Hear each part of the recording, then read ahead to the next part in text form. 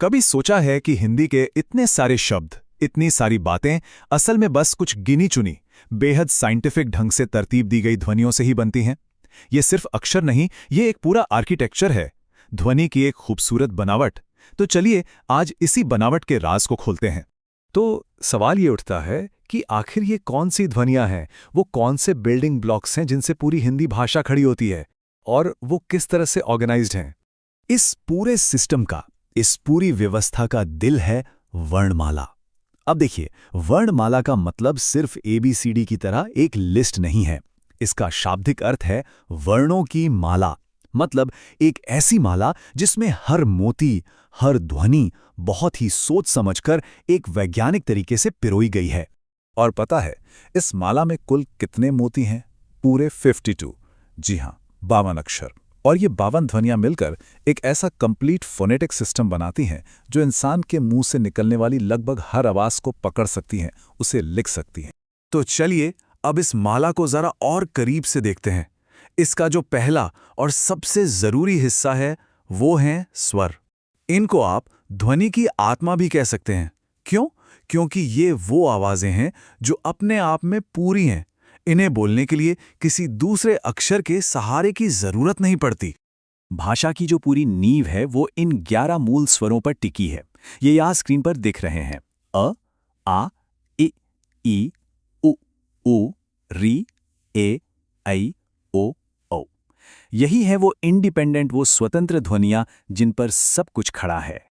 और मजेदार बात यह है कि इन स्वरों में भी एक बड़ा लॉजिकल डिवीजन है।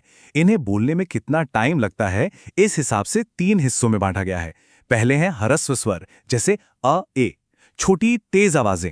फिर आते हैं दीर्घ स्वर, जैसे आ, ई। इन्हें बोलने में ह्रस्व से डबल टाइम लगता है, ध्वनि थोड़ी खिंच जाती है। और आखिर में है संयुक्त स्वर, जो 2 अलग अलग स्वरों को मिलाकर बनते हैं, जैसे अ और ई मिलकर एक ही ध्वनि बनाते हैं। कमाल है ना? अच्छा, स्वरों के बाद आते हैं व्यंजन। अब ये वो ध्वनियां हैं जो स्वरों की तरह इंडिपेंडेंट नहीं हैं, ये अधूरी हैं। इन्हें पूरा होने के लिए, बोले जाने के लिए हमेशा एक स्वर की मदद चाहिए। जैसे जब हम क बोलते हैं तो वो असल में क यानी आधी क की ध्वनि और अ स्वर से मिलकर पूरा होता है। और देखिए, यहीं पर वर्णमाला का जो साइंटिफिक ढांचा है वो सच में हैरान कर देता है। व्यंजनों को इस आधार पर 5 वर्गों में बांटा गया है कि वो मुंह के किस हिस्से से बोले जाते हैं। जरा सोचिए कि कितना ऑर्गेनाइज्ड है। क वर्ग की सारी ध्वनियां गले में कंठ से निकलती हैं, क, ख। फिर जबान थोड़ी ऊपर उठती है तो च वर्ग की ध्वनियां तालू से आती हैं, और ऊपर जाकर मुंह की छठ यानी मूर्धा से ट वर्ग। फिर जबान आगे आकर दांतों को छूती है तो त वर्ग, और आखिर में जब होठों का इस्तेमाल होता है तो प वर्ग। ये गले से होठों तक का एक पूरा सफर है, मतलब एक परफेक्ट सिस्टम। खैर, इन 5 वर्गों के अलावा भी कुछ और व्यंजन हैं, जैसे अंतस्थ, जो स्वर और व्यंजन के बीच की कड़ी हैं। ऊष्म, जिन्हें बोलने पर मुंह से हल्की गर्म हवा या एक सीटी जैसी आवाज निकलती है, जैसे श, स। और फिर हैं संयुक्त व्यंजन, जो 2 व्यंजनों के मेल से बनते हैं। ये सब मिलकर 33 मूल व्यंजन बनाते हैं। लेकिन रुकिए, वर्णमाला का जादू यहीं खत्म नहीं होता। अगर आपको अब तक ये बहुत वैज्ञानिक लगा है तो तैयार हो जाइए, क्योंकि इसके वर्गीकरण में एक और गहरी परत है, एक ऐसी लेयर जो सीधे सीधे हमारी सांस और गले की वाइब्रेशन से जुड़ी है। चलिए उच्चारण के इस विज्ञान को भी समझते हैं। अब बात करते हैं सांस की, यानी प्राणवायु की। कुछ अक्षरों को बोलने में हमारे फेफड़ों से कम हवा निकलती है, उन्हें कहते हैं अल्प प्राण। और कुछ में बहुत ज्यादा हवा का झोंका निकलता है, वो है महाप्राण। चलिए एक छोटा सा एक्सपेरिमेंट करते हैं।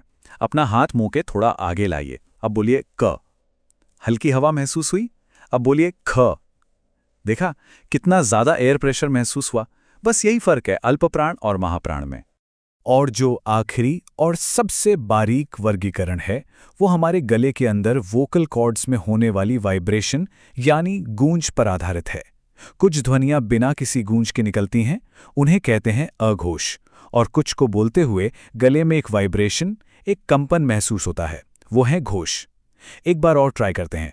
अपनी उंगलियां हल्के से गले पर रखिए और बोलिए क। अब बोलिए ग। ग बोलते हुए एक वाइब्रेशन महसूस हुई ना? बस यही है घोष और अघोष का अंतर। तो कुल मिलाकर बात यह है जो सबसे महत्वपूर्ण है कि हिंदी वर्णमाला सिर्फ अक्षरों की एक रैंडम लिस्ट नहीं है।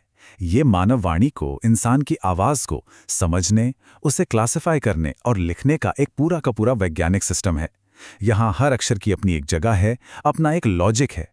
और ये सब हमें एक बहुत दिलचस्प सवाल पे लाके छोड़ देता है।